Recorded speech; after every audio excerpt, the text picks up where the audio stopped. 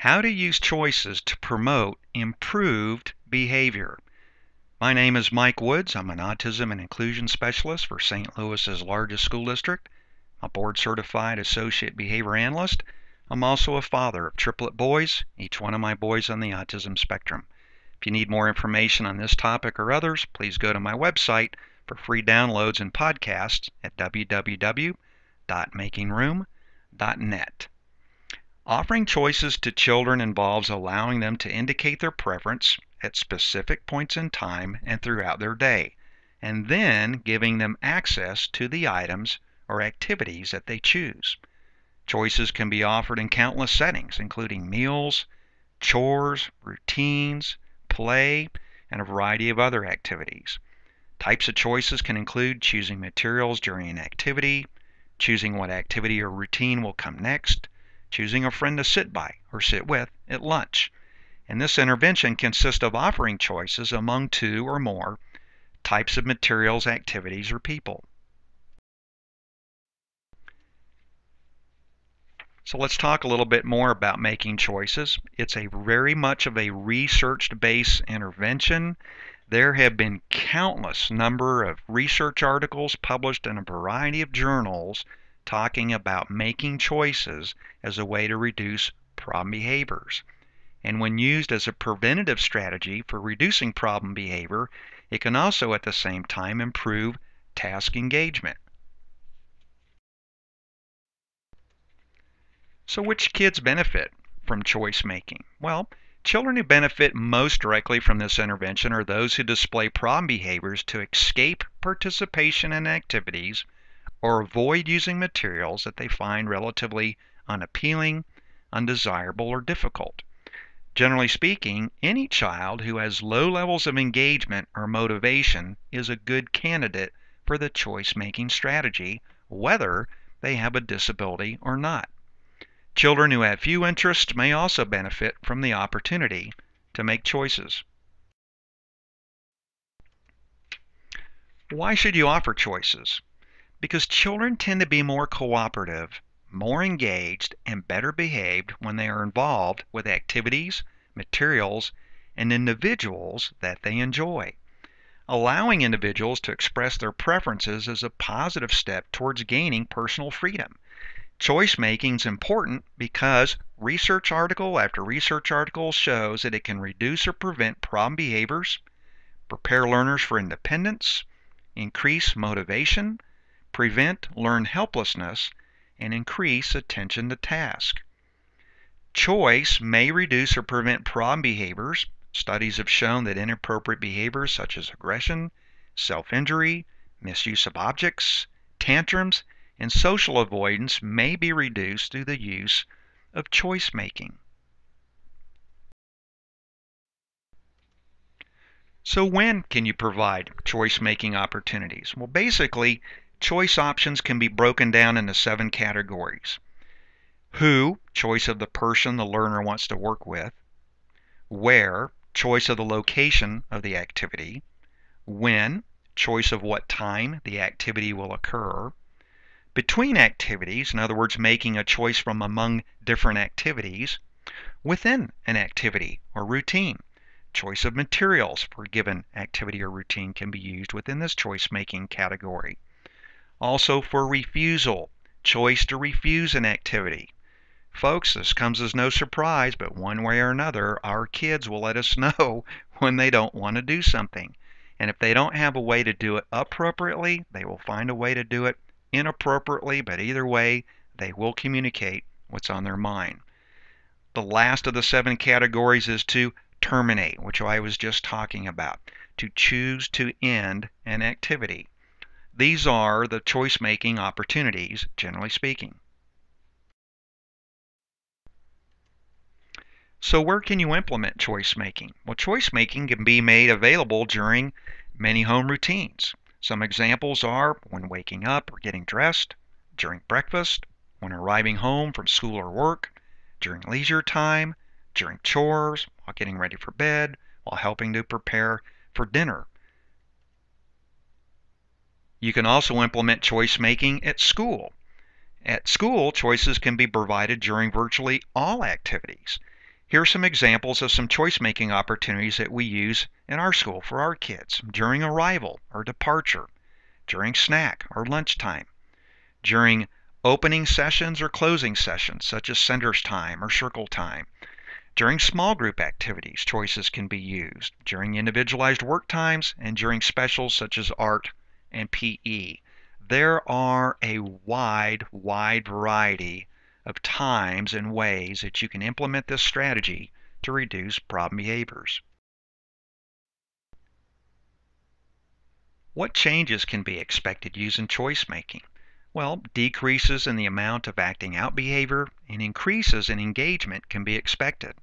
And often these changes happen relatively quickly after the intervention has been implemented properly.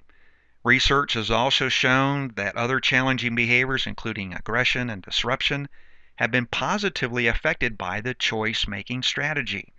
Other benefits include positive effects on compliance, independence, initiation in work and social situations, social interactions, communication, and overall motivation.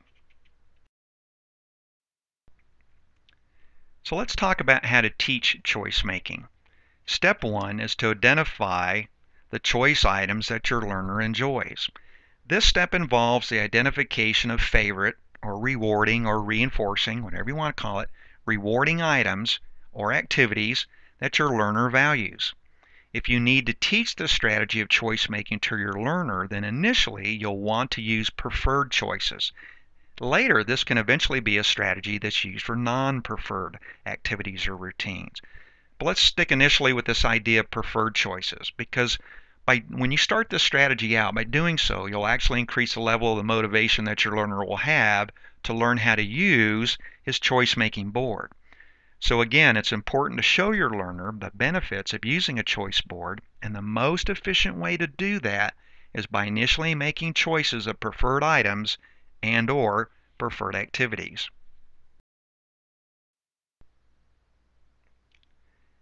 How to teach choice making? Step 2.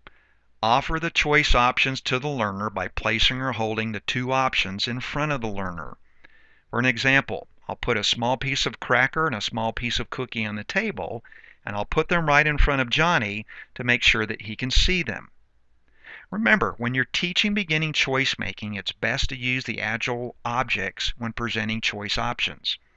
Once the learner has mastered these beginning steps, you can expand choice and control by using a wider array of choice option formats to include photographs or picture icons or choices from a book or something of that nature.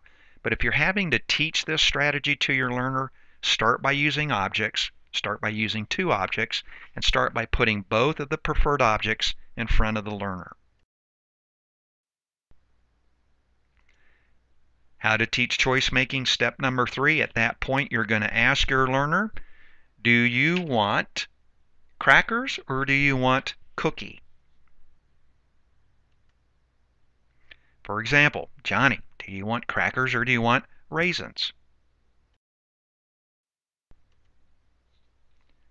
Step 4, you're going to wait 10 to 15 seconds for your learner to make a choice. I prefer 10 seconds, but I wouldn't go any more than 15 seconds in order to do that. So for an example, after 5 seconds of presenting those items to Johnny, let's say, reaches forward towards the cookie.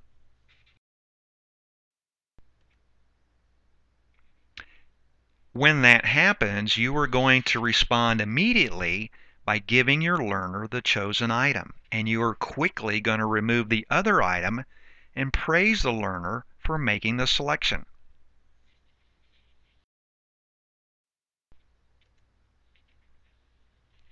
Step number 6, if your learner doesn't make an independent choice, then you want to prompt the choice response. And by that I mean you're going to help them to choose one of the favorite items and choose the level of prompt that results in the learner making a choice response every time that he or she attempts to do that. Use the same prompt across all of the choice opportunities. You could use a verbal prompt, Johnny, reach for the cookie. You could use a modeling prompt, in which case you would reach and grab the cookie to model the behavior that you'd like little Johnny to do. Or you can use a physical prompt, in which case you would guide Johnny's hand to the cookie, if that's the one that you want him to select. It's important within the context of doing this that you know that the item that you're having the child reach for is in fact an item that they want if you have to prompt him or her. Step number 7. If your learner rejects both of the items, even after being prompted, then you want to repair that situation by removing the unwanted items immediately. Your learner's letting you know in that particular situation, I don't want either one of those things. And so it would be a mistake to force them to have to pick one. Let's say again that you had the cracker and the cookie, to force them to pick one of those items and then to make them eat one of those items. You would be attempting to teach choice making in a context in which an individual has shown you they don't want any of those choices at all. And that's not going to lead to any kind of success. So make sure that you remove both those items from the table, and I would encourage you at that point to find 2 other items that your learner wants before moving on to step 8.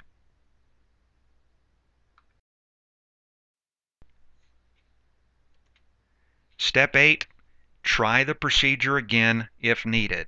In other words, you might need to go back and repeat all the previous steps if your learner doesn't make a choice.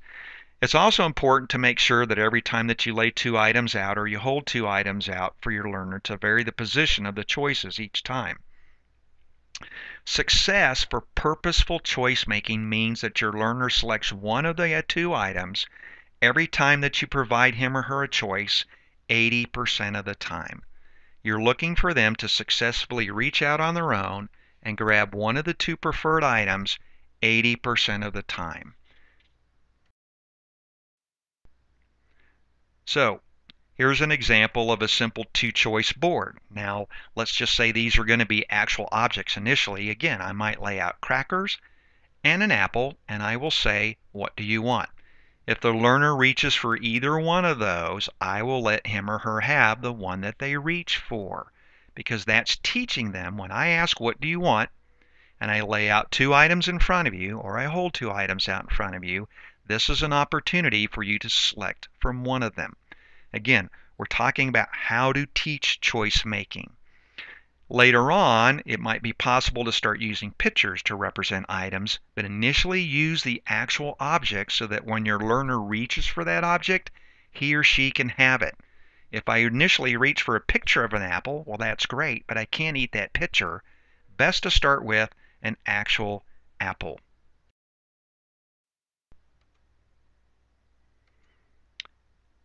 Here are some other examples of choice-making boards that we use. Some of them not so sophisticated, as you can see in the upper left-hand column, includes a combination of pictures and objects. Down at the bottom, pictures, and then over on the right-hand side, some of the choice-making boards that I've used in classrooms with kids who are in elementary school. These are just some other examples of how you can go from 2 pictures to more.